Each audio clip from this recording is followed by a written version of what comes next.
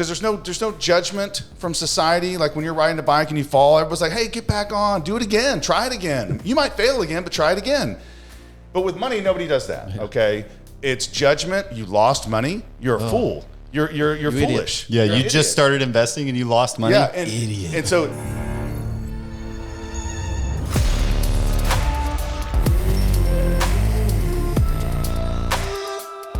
All right, welcome back to another episode of How to Invest in Commercial Real Estate, and we are super excited today for our topic.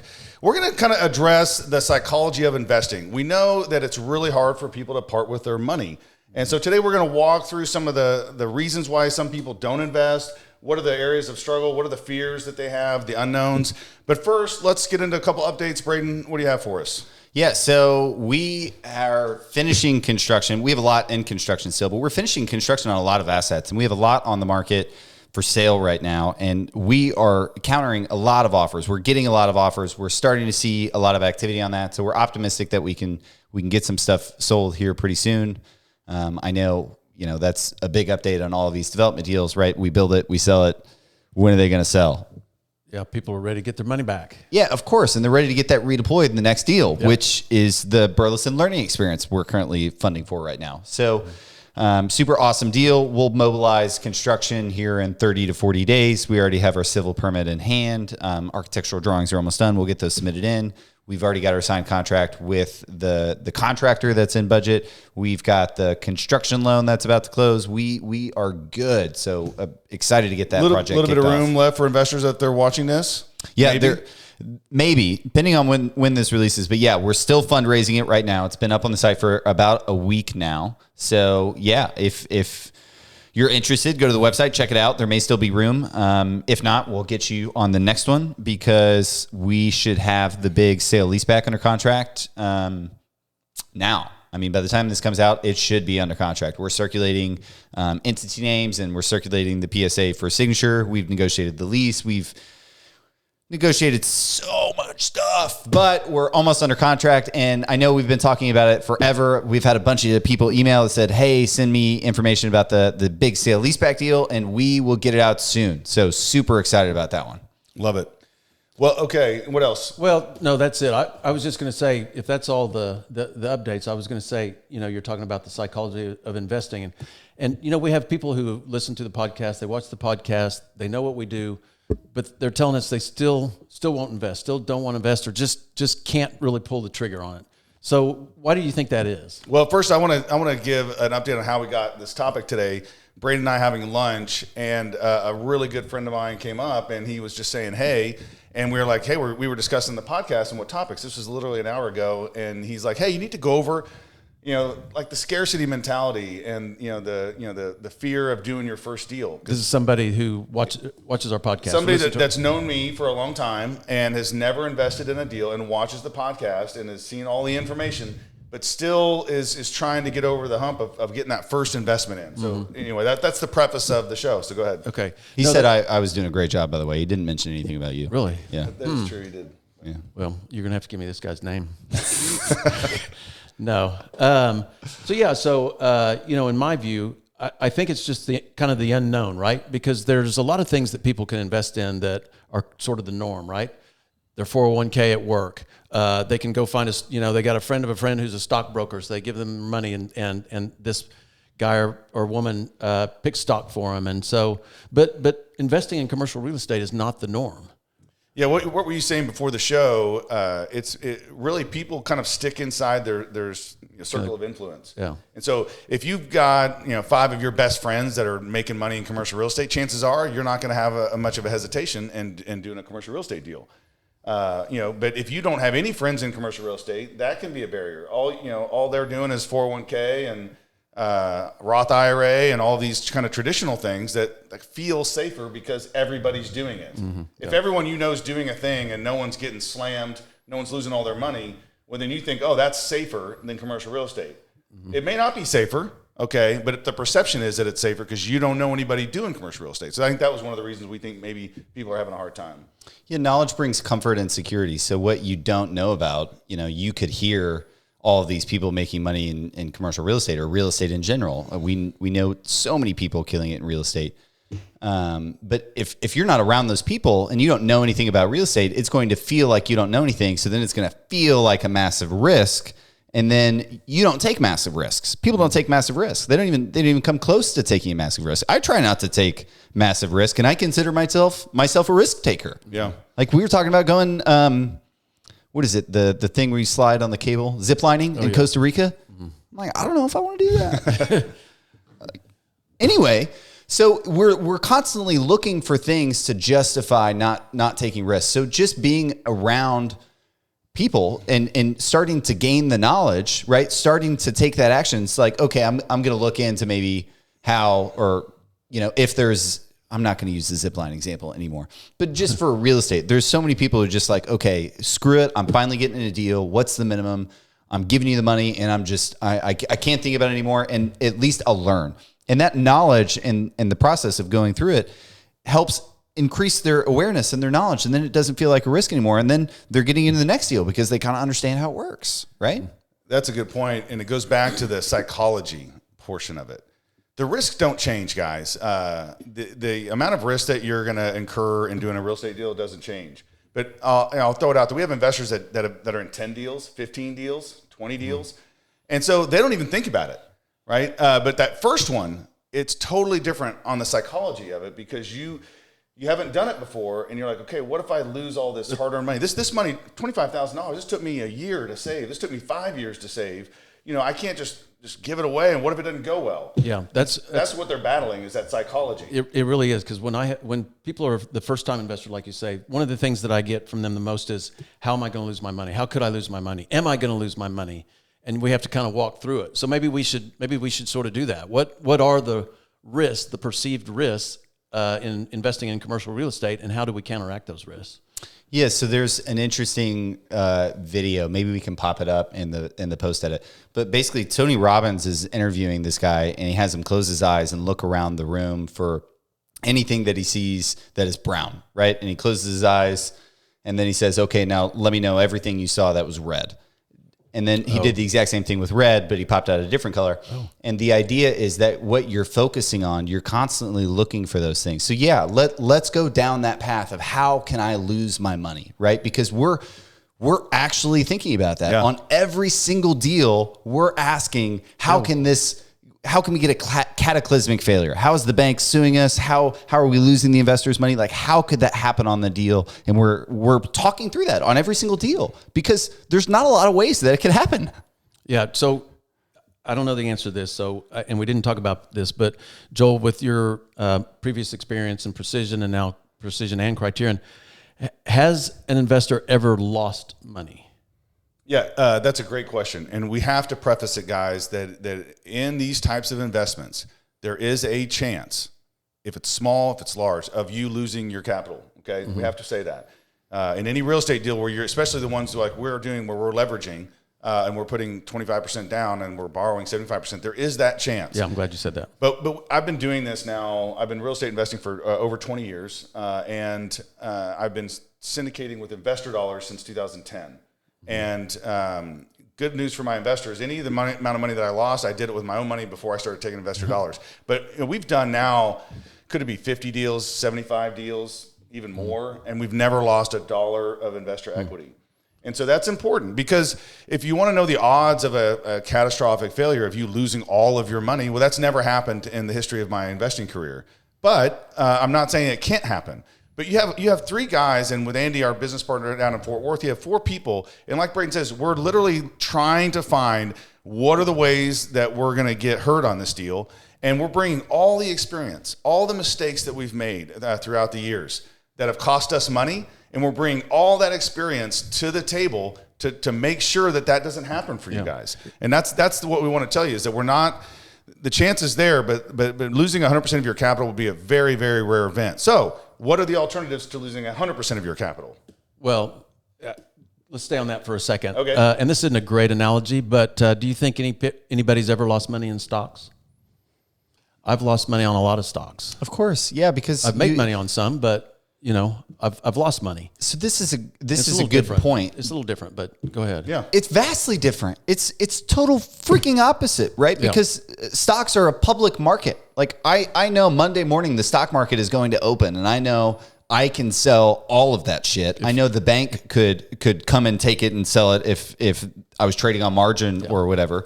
There's a public market for it, and you can sell it. And I think that is what screws with people, and that's why they lose money in stocks, is because there's a public market for it. Right. But then that's the same reason they're not giving us money, is because they're like, well, I want to have control over my money, and I like to be able to sell it when it's high and buy it when it's low, and I like to see the value every day. Yeah, right. Like, okay. They love that control. Yeah.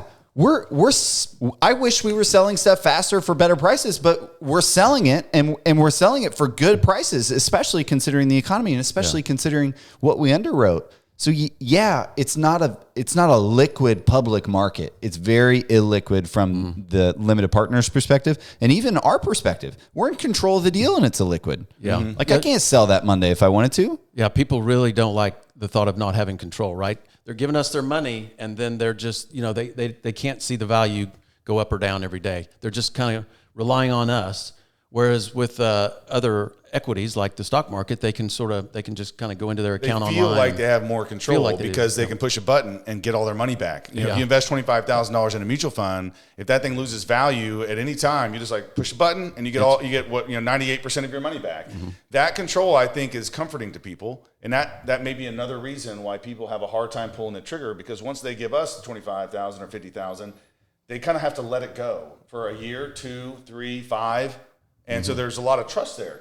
And so if they, going back to it, you have these factors that I want people to have takeaways. You have a lack of education or knowledge of the subject. That's number one. It's the fear of the unknown. Yep. Then you have the fear of loss. Yep. Like money. I'll get back to the psychology of that part, but you have the fear of loss. And then what was the last one is the lack of control.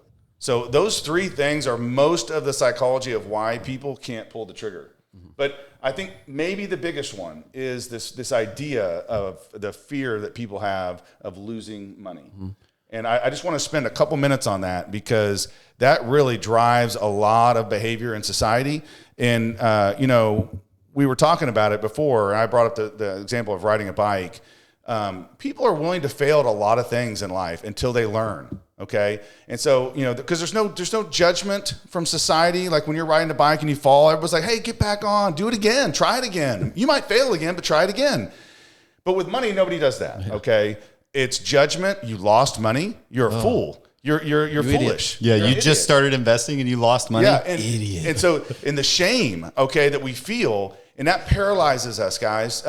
People hate losing money. You never invest, or you invest in a savings account in the bank, and you feel more secure that way. And that safety and security keeps you from venturing out. But it doesn't have to be real estate. We're just encourage you to get past this psychology, because you're never going to get rich saving money. You're never going to get rich with money in the bank. Inflation will always outpace your interest rate that the bank is paying you. So when your money's in the bank, you're not losing it, but it is going down in value. So you are essentially losing a small piece that's how every banks day. make money. That's right. Yeah. So let's talk about cash and what I would consider the different levels of risk tolerance that most people have, and just kind of the correlated investments in between. Cash is trash. Like if you haven't figured that out in the high inflationary environment we're in right now, then you're living under a rock, right? Like you have to buy things. As soon as you start buying appreciating assets like real estate, not only is inflation not working against you, but it's working for you because it's helping drive rents. And that's directly correlated to the value, the appreciation of your property. So you're not losing multiple percent, 3, 4, 5, 6, 7, maybe in some years percent on inflation on your cash, but now you're appreciating 3, 4, 5, 6, 7% a year on that asset.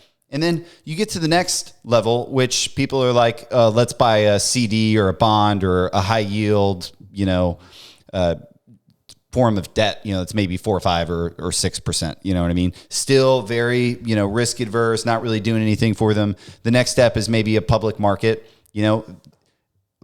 historically, you can invest in the S&P, get a 9.5% return, eight maybe 8% return over the past 30 years. You have control. You can put it in a variety of different places. You can do it on an app. You can do it through Merrill Lynch or whatever.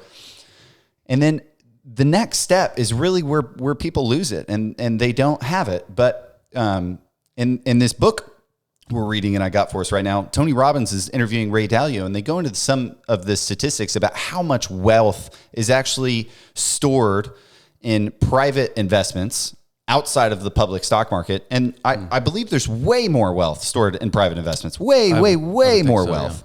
Yeah. And the average return of that wealth invested in private, illiquid, non-public companies, just like we're doing with real estate, the average return of that is 15%, right? It's 50% higher than what you would get in the stock market. But those people had to get comfortable with giving their money to somebody else and letting their money and their relationship and that connection and that investment work for them instead of the control that they have to have over their Robinhood app or their Merrill Lynch account. It's like, I have to see this, have to know what closes today.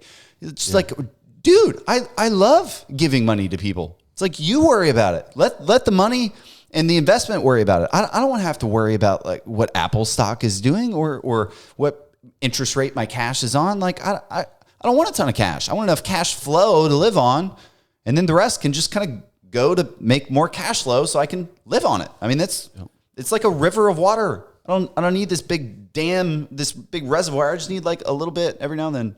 Well, and so to that point, I want to talk about that because we started the podcast because we wanted to make commercial real estate accessible to people. We wanted to make it easy to understand and to get more people in the investing game because we know it changed our lives and we wanted to change other people's lives. But if you're listening to the podcast and you haven't got over the psychology of investing in a real estate deal with us, with not expert. I mean, I hate to call myself an expert, but we've been doing this a long time. You're never going to get to where you're doing it on your own. And that's the ultimate goal. And so what I'll say is, if you think back, if you haven't ever invested and you think back, the first deal you saw from us, let's say 5 years ago, if you would have put a little money in that deal, we'd have made you money. And think about how many more deals you would have been invested in over the years because you did that first one. Okay. And so, but the longer you wait to do the first one, you're just delaying the opportunity to make above average returns. And once again, it doesn't have to be with us. It can be with any what's perceived as a riskier investment that has a higher return profile. But until you do that, you're never going to be able to get in the game that private equity is playing in, which are above average returns. And we've already done shows on the difference, 8% versus 15% does on your money over a generation. Yeah. It's life changing. And so that's what we want to do is to help you guys get over that psychology hurdle in order to say, hey, I can do this. It's most likely going to make me money. And real quick, before I pass it on, I want to talk. We talked about losing all of your capital, but things don't go well in our deals. We've had so many deals that didn't go perfectly. Yeah, mistakes are made. We're humans dealing with other humans. Yeah, we trusted an individual. We trusted a contractor. We trusted tenants to actually pay on their lease. And sometimes that stuff doesn't happen the way we want it to happen. But if you want to talk about it, we can give you example after example of, well, that was a problem for us that we had to find a solution to. And that's part of it. We don't stop. We don't run away. We don't act out of fear and say we're never going to do that again. Mm-hmm. Each time something doesn't go right, we get better at our job. Because we have all that experience, and experience is a necessary teacher to help us know, okay, what pitfalls, what are the 100 mistakes that I made over the last 8 years, and how do I incorporate that into this deal to make sure those don't happen again? And so each deal gets a little bit better. But could there be a deal, like we have a deal, I'll mention it, Colonial Building down on Cherry Street, where everything that could go wrong kind of did go wrong. COVID hit right after. They started widening the street, the construction. They canceled the market place that the fresh. They had a weekly farmers market. Farmers market canceled. Roof problems didn't. Roof problems. Exterior updates. Yeah.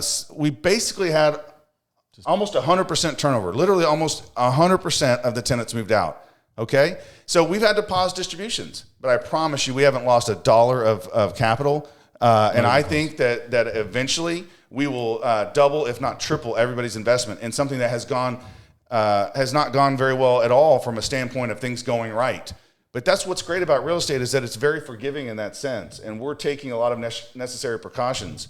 Like on that deal, we over-raised capital. So we had money in the bank for things that did happen. So, if you have a sponsor that doesn't, raise any extra capital and hasn't made any of the mistakes we've made and doesn't foresee some of the things that could happen, then yeah, there may be some additional risk there. But anyway. I get asked regularly why we do this, right? Because, hold on, I got to put my phone on silent.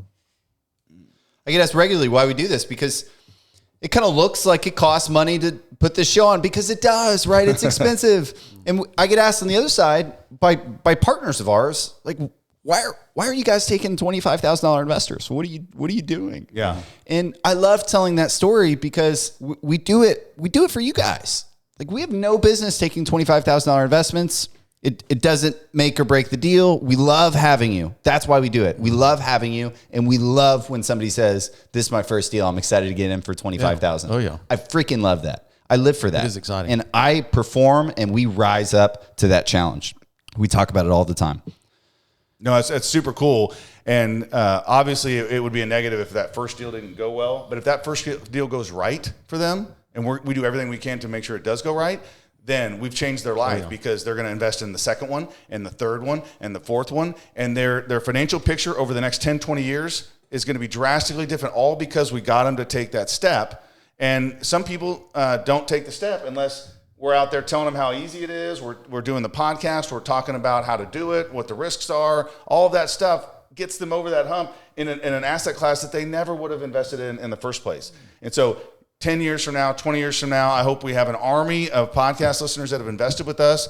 And they're like, man, now I'm in with 10 different sponsors. I don't even invest just with Criterion. I'm invested with this guy over here and this apartment person over here and this fund out of California here. That would be awesome. Yeah. So that's to your point. That's just why we like talking about it and doing it, because it is so influential in our lives. Yeah, and everyone loves to. I don't know, maybe not, but like buying Apple stock now, it's going to make you some money. If you bought Apple stock or Netflix stock or Amazon stock a decade ago, like you made great money, but those companies were private companies, and the people who really made the money invested in those companies when they weren't public, right? So just look into the statistics of real estate returns, private equity returns versus the stock market, because it's just freaking huge. And I think that's the biggest holdup for most people is how, like, I have to invest in the stock market. How could the stock market go wrong? I can't give it to these guys. What if Brian gets hit by a bus? Like people ask us that, like, what happens if you guys die? Like, we're dead. There's management companies. There's asset managers. We have infrastructures. I'm just saying, like, the real estate is not dependent on us surviving to cash flow and appreciate and be a good investment. But it goes to show how little people know about real estate investing. Like, just get in, do some research, do some data, or get some data, invest in a deal, talk to a friend that's invested, talk to a management company, like start to learn. And then it's not risky, right? Because you just actually understand for this to cataclysmically fail, like all of these things would have to happen at the exact same time. And the probability of that happening is just like so slow. But at the exact same time, the probability of it being within our normal projections is very high, very high. And at the same time, the probability of it being way exceeding expectations and being an absolute home run, which we've done numerous times. We hit accidental home runs, right? Our Plaza West deal, the El Luchador deal. I know Stephanie Promenade in Las Vegas, right? Home run deals where you're mitigating the risk. The probability of it performing with what you thought is very high, but that probability, that 10 to 20% that you're going to accidentally hit a home run and get somebody a stupid return is there on every deal. It really is. All right, guys. So the point I wanted to make on that is the risk of the deal isn't changing. The only thing that changes is your knowledge. Yeah. That's it. The guys that invest with us on 10 deals, 15 deals, they don't see it risky. Right. But someone that's never invested, they think it's risky. The risk profile is the same. Yep. It's only your knowledge that is what changes the risk. That's why we wanted to talk about the psychology of investing. It's that point exactly. So if you are struggling, if you aren't sure that you want to get into commercial real estate, that you have some fear, hit us up. Ask us your questions, right? How many deals have not gone the way you wanted it to? How many investors have reinvested with you? What are the chances that my deals do above the returns that you're talking about? What are the chances that the deals do less? Right? Email us, call us. We'll walk you through it. There'll be zero pressure to invest. But we're trying to get you over that hump, because once you're over that hump, you're going to invest multiple times and it's going to pay off for you. So, Hump day. all right. Till next time. Thanks, guys. See ya. Thanks.